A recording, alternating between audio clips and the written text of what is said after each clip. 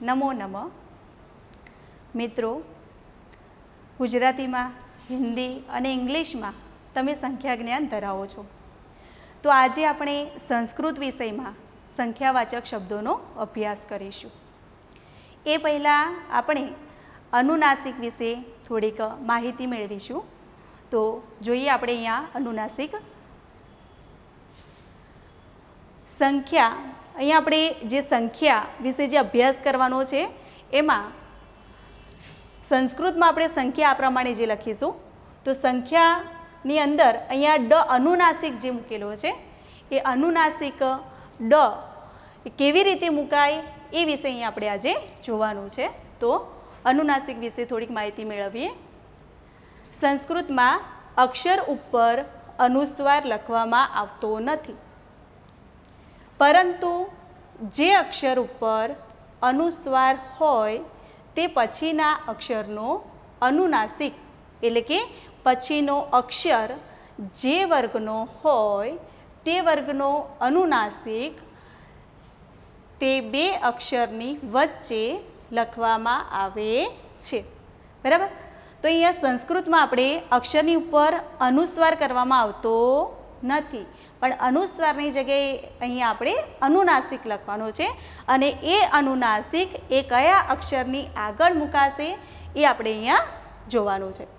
તો અહીંયા અનુનાસિક એટલે કે મુખનાસિકા વચનોનું નાસિક બોલતા આ સૂત્ર મુજબ ડ, જ, અણ, ન, મ ને અનુનાસિક વ્યંજન કહેવાય છે.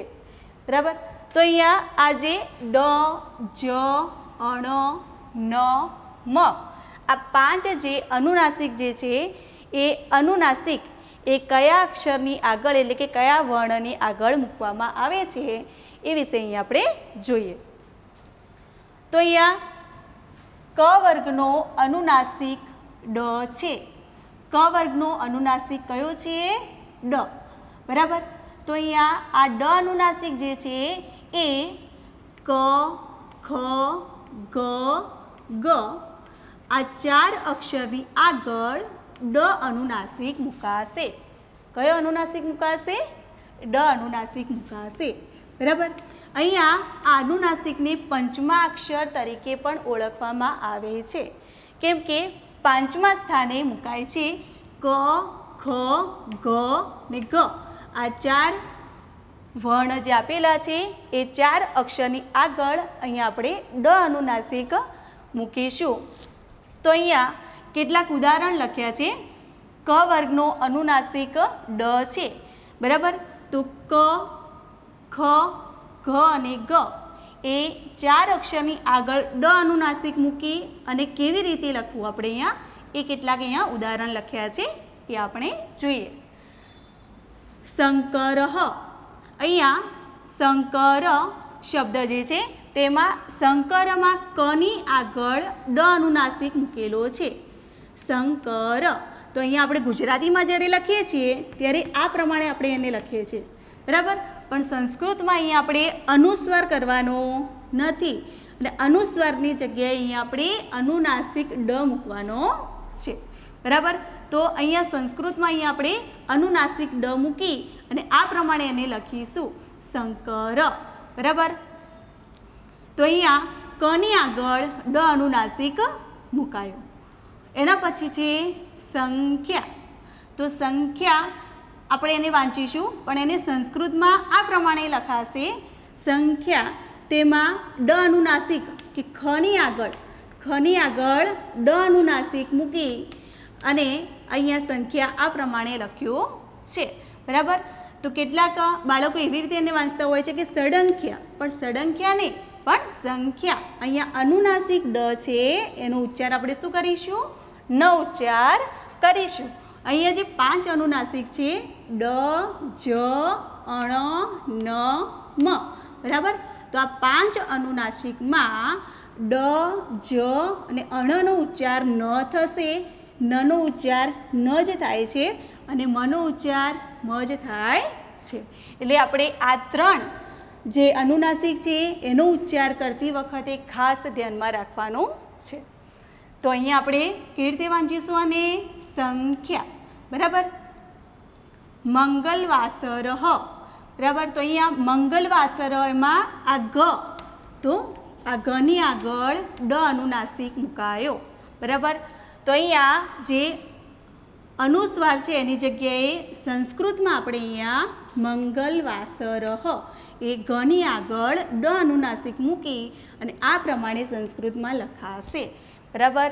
તો અહીંયા મંગલવાસર એ આ પ્રમાણે લખીશું અને એને બોલીશું આપણે એ જ પ્રમાણે કે મંગલવાસર. એના પછી છે અંકની. તો અંકની માં કની આગળ ડ અનુનાસિક મૂક્યો છે. તો અહીંયા અંકની એ કની આગળ ડ અનુનાસિક મૂકી અને આ પ્રમાણે એને સંસ્કૃતમાં લખીશું. તો આ જે અંકની શબ્દ છે, સંખ્યા શબ્દ છે, મંગલવાસર શબ્દ છે, આ બધા શબ્દો આપણે અત્યારે હાલ સેમ 1માં અભ્યાસમાં આવે છે અને એવા શબ્દો અહીંયા આપણે ઉદાહરણ તરીકે લખ્યા છે કે એનો ઉચ્ચાર કેવી રીતે કરવો, એને કેવી રીતે બોલવું. બરાબર. પછી છે અહીંયા ચ વર્ગનો અનુનાસિક જ છે. બરાબર. તો ચ વર્ગનો અનુનાસિક કયો છે? જ છે. તો અહીંયા ચ, છ, જ, ઝ આ 4 અક્ષરની આગળ જ અનુનાસિક મૂકી અને શબ્દ લખાય છે.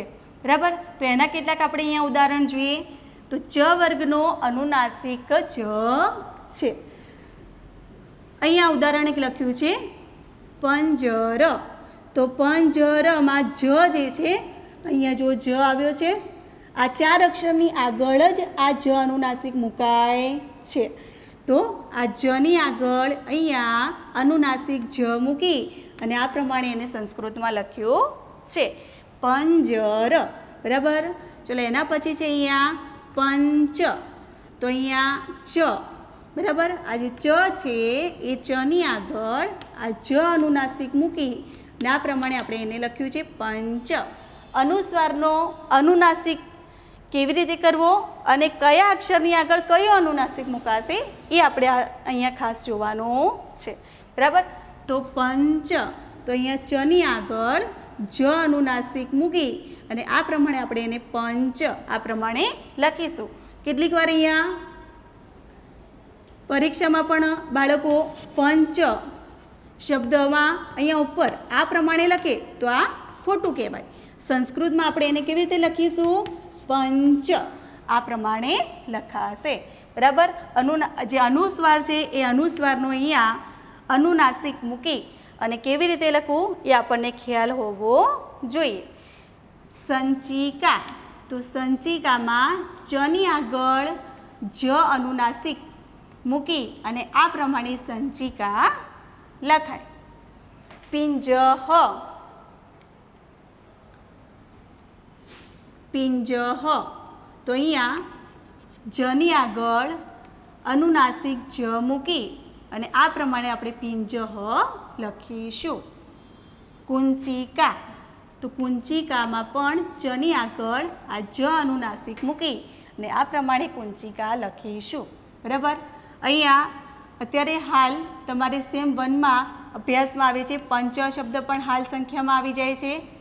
સંચિકા એ પણ શબ્દ આવે છે. પિંજહ આ શબ્દ પણ આવે છે. બરાબર.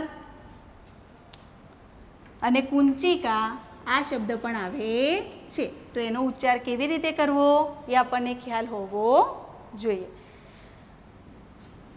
ટ વર્ગનો અનુનાસિક અણ છે. તો ટ વર્ગનો અનુનાસિક અણ છે. તો અહીંયા ટ, ઠ, ડ, ઢ આ 4 અક્ષરની આગળ અણ અનુનાસિક મૂકી અને અહીંયા આપણે શબ્દ આ પ્રમાણે લખીશું.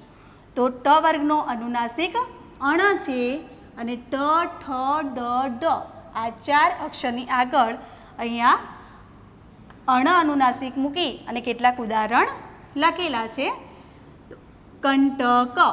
તો અહીંયા કંટકમાં ટની આગળ અણ અનુનાસિક આ ખોણ નહીં મૂકીએ, અહીંયા આપણે પણ અડધો અણ, તો કંટક, બરાબર. તો ટની આગળ અણ અનુનાસિક મૂકી અને આ પ્રમાણે લખીશું. પંડિત, તો અહીંયા આ ડ છે, તો એ ડની આગળ અણ અનુનાસિક મૂકી અને પંડિત આ પ્રમાણે લખાશે. તુંડમ, તો અહીંયા પણ ડની આગળ અણ અનુનાસિક મૂકી અને આ પ્રમાણે તુંડમ લખીશું. ભાંડહ, તેમાં ડની આગળ અણ અનુનાસિક મૂકી આ પ્રમાણે ભાંડહ લખીશું. મંડુકહ, તો અહીંયા પણ ડની આગળ અણ અનુનાસિક મૂકી અને આ પ્રમાણે મંડુકહ લખીશું. બરાબર. અહીંયા આ ભાંડહ શબ્દ અને મંડુકહ શબ્દ એ આપણે અભ્યાસમાં આવે છે. ત વર્ગનો અનુનાસિક ન છે. ત વર્ગનો અનુનાસિક ન છે, તો ત, થ, દ, દ આ 4 અક્ષરની આગળ ન અનુનાસિક મુકાય છે. બરાબર. તો એના કેટલાક ઉદાહરણ અહીંયા જોઈએ આપણે. મંદિર, તો અહીંયા મંદિરમાં દની આગળ ન અનુનાસિક મૂક્યો છે. બરાબર. અડધો ન અહીંયા આ પ્રમાણે મુકાશે મંદિર, તો અહીંયા અનુનાસિક ન મૂકી અને મંદિર આ પ્રમાણે લખ્યું છે. વંદના, બરાબર. તો દની આગળ ન અનુનાસિક મૂકી અને અહીંયા વંદના આ પ્રમાણે લખાય. બરાબર. અહીંયા નનો ઉચ્ચાર ન જ થશે એટલે આપણને વાંચવામાં અહીંયા તકલીફ પડતી નથી, પણ ખાસ કરીને અહીંયા ધ્યાન રાખવાનું છે કે ડ, જ અને અણ જે અનુનાસિક આવે છે એનો ઉચ્ચાર ન કરવાનો છે, એટલે એ શબ્દ વાંચતી વખતે ખાસ ધ્યાન રાખવાનું છે. બાંધવહ, તો અહીંયા આ ધ છે, તો એ ધની આગળ ન અનુનાસિક મૂકી અને બાંધવહ આ પ્રમાણે લખાય. દંતઃ, તો અહીંયા તની આગળ આ તની આગળ ન અનુનાસિક મૂકી અને આ પ્રમાણે દંતઃ લખાય. આસંદઃ, તો અહીંયા દની આગળ ન અનુનાસિક મૂકી આસંદઃ આ પ્રમાણે લખાય. બરાબર. અહીંયા વંદના, દંતઃ, આસંદઃ આ શબ્દો તમારે અભ્યાસમાં આવી જાય છે.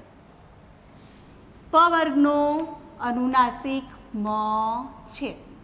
પ વર્ગનો અનુનાસિક મ છે. તેમાં પ, ફ, બ, ભ આ 4 અક્ષરની આગળ મ અનુનાસિક મુકાય છે. બરાબર. તો એના કેટલાક ઉદાહરણ અહીંયા આપણે જોઈએ. અંબા, તો અહીંયા આ બની આગળ આ જે બ છે બની આગળ મ અનુનાસિક મૂકી અને આ પ્રમાણે આપણે અંબા લખીશું. આરંભ, તો અહીંયા ભ જે છે એ આ ભની આગળ મ અનુનાસિક મૂકી અને આરંભ આ પ્રમાણે લખાશે. સ્તંભ, તો અહીંયા આ ભની આગળ મ અનુનાસિક મૂકી આ પ્રમાણે સ્તંભ લખીશું. બરાબર. તો અહીંયા ક વર્ગનો અનુનાસિક ડ છે, કે આ ડ અનુનાસિક એ ક, ખ, ગ અને ગ આ 4 અક્ષરની આગળ ડ અનુનાસિક મુકાશે. જ વર્ગનો અનુનાસિક જ છે, તો આ જ અનુનાસિક એ ચ, છ, જ, ઝ આ 4 અક્ષરની આગળ આ જ અનુનાસિક મુકાશે. ટ વર્ગનો અનુનાસિક અણ છે, તો એ ટ, ઠ, ડ, ડ આ 4 અક્ષરની આગળ અણ અનુનાસિક મુકાશે, બરાબર. પણ એનો ઉચ્ચાર શું થશે? ન. ડ જ અણ નો ઉચ્ચાર શું થશે? ન. અહીંયા આપણે હાલ જોયું ને કે જેમ કે અહીંયા ડ અનુનાસિક મૂક્યો છે તો શંકર આ પ્રમાણે એને બોલીશું. અહીંયા જ અનુનાસિક મૂક્યો છે તો પંજર આ પ્રમાણે એને બોલીશું પંચ. સંચિકા, બરાબર. અને અહીંયા અણ અનુનાસિક મૂક્યો છે તો કંટક, પંડિત, તુંડમ, બરાબર. તો અહીંયા ડ જ ને અણ નો ઉચ્ચાર ન થશે. ત વર્ગનો અનુનાસિક ન છે તો ત, થ, દ, દ આ 4 અક્ષરની આગળ ન અનુનાસિક મુકાય છે, પણ એનો ઉચ્ચાર ન જ થશે. પ વર્ગનો અનુનાસિક મ છે તો અહીંયા પ, ફ, બ, બ આ 4 અક્ષરની આગળ મ અનુનાસિક મુકાશે, બરાબર. એનો ઉચ્ચાર મ જ થશે, બરાબર. અહીંયા જુઓ અંબા તો મનો જે મ અનુનાસિક મૂક્યો છે તેનો ઉચ્ચાર મ જ થશે, અને મંદિર તો ન અનુનાસિક મૂક્યો છે તેનો ઉચ્ચાર ન જ થશે, બરાબર. તો મંદિર, અંબા, બરાબર. નનો ઉચ્ચાર ન થશે અને મનો ઉચ્ચાર મ થશે, બરાબર. તો અહીંયા અનુનાસિક મૂકી અને શબ્દ કેવી રીતે લખવો અને એને કેવી રીતે બોલવું એ આપણને અહીંયા ખ્યાલ આવી ગયો બધાને, બરાબર. તો પરીક્ષામાં અહીંયા આપણે અનુનાસિક વ્યંજનવાળા શબ્દો કેવી રીતે શોધવા એ અહીંયા આ પ્રમાણે પૂછાશે કે નીચે આપેલા શબ્દોમાંથી અનુનાસિક વ્યંજનવાળા શબ્દ શોધો, બરાબર. તમને અહીંયા શબ્દો આપેલા હશે અને એ શબ્દોમાંથી અનુનાસિક વ્યંજન હોય એવા શબ્દને શોધવાના છે. તો અહીંયા ઉત્પીઠિકા, બરાબર. તો ઉત્પીઠિકામાં અનુનાસિક વ્યંજન આપેલો નથી. પુસ્તકમ તો પુસ્તકમમાં પણ અનુનાસિક વ્યંજન આપેલો નથી. અને ક્રીડાંગણમ, ક્રીડાંગણમમાં અહીંયા ઘની આગળ અનુનાસિક ડ મૂકેલો છે, બરાબર. તો આ શબ્દ એ કેવો કહેવાય? અનુનાસિક વ્યંજનવાળા શબ્દો કહેવાય ને. તો અહીંયા આપણે આની નીચે અંડરલાઈન કરીશું, બરાબર. તો ક્રીડાંગણમ એ અનુનાસિક વ્યંજનવાળો શબ્દ કહેવાય. ગચ્છામ તો અહીંયા પણ અનુનાસિક વ્યંજન મૂકી અને શબ્દ લખેલ નથી, બરાબર. તો અહીંયા આપણે એક શબ્દ શોધી કાઢ્યો ક્રીડાંગણમ કે જે ઘની આગળ ડ અનુનાસિક મૂકી અને આ શબ્દ લખેલ છે ક્રીડાંગણમ, બરાબર. બીજા પ્રશ્નમાં જોઈએ તો ત્વમ તો અહીંયા પણ અનુનાસિક શબ્દ નથી મૂકેલો. સંચિકા તો સંચિકાની અંદર અહીંયા ચની આગળ જ અનુનાસિક મૂકેલો છે, બરાબર. તો આ સંચિકા શબ્દ આવશે જે અનુનાસિક વ્યંજનવાળો શબ્દ કહેવાય. પુષ્પમ તો પુષ્પમની અંદર અહીંયા અનુનાસિક મૂકેલો નથી. અને શિષ્ય તો એ પણ અનુનાસિક વ્યંજનવાળો શબ્દ નથી, બરાબર. એક જ શબ્દ છે અહીંયા સંચિકા.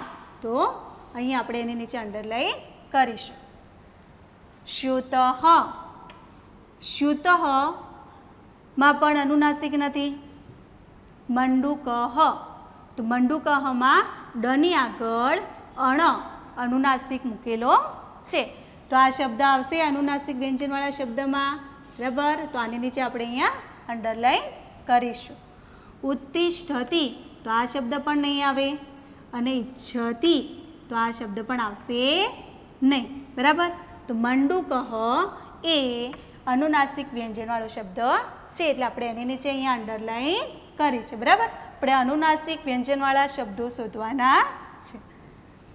મંદિર, મંદિર અહીંયા દની આગળ ન અનુનાસિક મૂકેલો છે, બરાબર. તો મંદિર આ શબ્દ એ કેવો છે? અનુનાસિક વ્યંજનવાળા શબ્દ કહેવાય. તો મંદિરની નીચે અહીંયા આપણે અંડરલાઈન કરીશું કેમ કે દની આગળ ન અનુનાસિક મૂકેલો છે. પૃષ્ઠ, તો પૃષ્ઠ શબ્દ પણ એ અનુનાસિક વ્યંજનવાળો શબ્દ ન કહેવાય. રત્નમ પણ ન કહેવાય અને સપ્ત પણ ના કહેવાય. તો અહીંયા મંદિરમ શબ્દ એ અનુનાસિક વ્યંજનવાળો શબ્દ કહેવાય. તો આ પ્રમાણે પરીક્ષામાં પણ તમારે પૂછાશે કે તમને આ પ્રમાણે શબ્દો આપેલા હશે અને શબ્દોમાંથી અનુનાસિક વ્યંજનવાળા શબ્દો શોધીને નીચે લખવાના રહેશે. બરાબર. હવે આપણે સંખ્યાવાચક શબ્દોનો અભ્યાસ કરીશું. તો સંસ્કૃતમાં સંખ્યા કેવી રીતે લખાય એ અંકમાં અને શબ્દોમાં અહીંયા લખેલી છે, એ આપણે જોઈએ. એકમ, એકમ એટલે કે એક. દ્વે, દ્વે એટલે કે બે. ત્રીણી, ત્રીણી એટલે ત્રણ. ચત્વારી, ચત્વારી એટલે ચાર. પંચ, પંચ એટલે પાંચ. અહીંયા હાલ આપણે અનુનાસિક વિશે થોડીક સમજ મેળવી. તો આ જો અહીંયા અનુનાસિક આપેલું છે ને જ, બરાબર, આપણે એને કઈ રીતે વાંચીશું? પંચ. બરાબર. ષટ એટલે છ. સપ્ત એટલે સાત. અષ્ટ એટલે આઠ. નવ એટલે નવ. દસ એટલે 10. એકાદશ એટલે 11. દ્વાદશ એટલે 12. ત્રયોદશ એટલે 13. ચતુર્દશ એટલે 13. અહીંયા ચતુર્દશમાં દ પર રેફ આવશે આ પ્રમાણે, બરાબર, એ ખાસ ધ્યાન રાખવાનું છે. પંચદશ એટલે 15. ચતુર્દશ એટલે 14. પંચદશ એટલે 15. ષોડશ એટલે 16. સપ્તદશ એટલે 17. અષ્ટાદશ એટલે 18. નવદશ એટલે 19. ને વિંશતિઃ એટલે 20. વિંશતિઃ પાછળ વિસર્ગ છે એટલે એનો હિ ઉચ્ચાર કરીશું આપણે, બરાબર. વિંશતિઃ ઉપર અનુસ્વાર છે અહીંયા, તો વિંશતિઃ આ પ્રમાણે બોલીશું. વિંશતિઃ એટલે 20. એકવિંશતિઃ એટલે 21. દ્વાવિંશતિઃ એટલે 22. ત્રયોવિંશતિઃ એટલે 23. ચતુર્વિંશતિઃ અહીંયા ફી પર રેફ આવશે. ચતુર્વિંશતિઃ એટલે 24. પંચવિંશતિઃ એટલે 25. ષડવિંશતિઃ એટલે 26. સપ્તવિંશતિઃ એટલે 27. ને અષ્ટાવિંશતિઃ એટલે 28. નવવિંશતિઃ એટલે 29. અને ત્રિંશત એટલે 30. બરાબર. ત્રિંશત તો ખોડો આવશે અહીંયા એટલે 30. બરાબર. તો અહીંયા અંકમાં અને શબ્દોમાં સંસ્કૃતમાં સંખ્યા કેવી રીતે લખવી એ તમને બધાને અહીંયા ખ્યાલ આવી ગયો, બરાબર. તો આ 1 થી તે 30 સુધીની જે સંખ્યા આપી છે એ ચોપડામાં તમારે લખી દેવાની છે. અને આ સંખ્યાને આધારે પ્રશ્નો કેવી રીતે પૂછી શકાય, તો પ્રશ્ન જેમ કે અહીંયા એક ઉદાહરણ તમને આપું તો કે એકમ શબ્દને અંકમાં કેવી રીતે લખાય, તો અહીંયા આપણે અંકમાં આ પ્રમાણે લખીશું, બરાબર. તમને એવી રીતે પ્રશ્ન પૂછ્યો છે કે 17, આ જે અંકમાં લખ્યું છે કે 17 સંખ્યાને સંસ્કૃત શબ્દોમાં લખો, તો અહીંયા આપણે કેવી રીતે લખીશું? સપ્તદશ. બરાબર. તો અહીંયા 17 સંખ્યાને સંસ્કૃત શબ્દોમાં લખો. તો અહીંયા આપણે સપ્તદશ એ પ્રમાણે લખીશું. બરાબર. પછી કેટલીક વાર તમને ચિત્રો આપેલા હોય, જેમ કે આ પ્રમાણે ચિત્રો આપેલા હોય અને ચિત્ર ગણીને અહીંયા સંસ્કૃત શબ્દોમાં સંખ્યા લખો, એવી રીતે પણ લખવાનું કહ્યું હોય. બરાબર. તો અહીંયા આપણે દ્વે કેવી રીતે લખીશું? અહીંયા ચિત્ર ગણીને દ્વે, 2 ચિત્ર છે તો અહીંયા આપણે દ્વે લખીશું. બરાબર. તો અહીંયા અંકમાં કેવી રીતે લખવું અને શબ્દોમાં કેવી રીતે લખવું એ આપણને ખ્યાલ હોવો જોઈએ.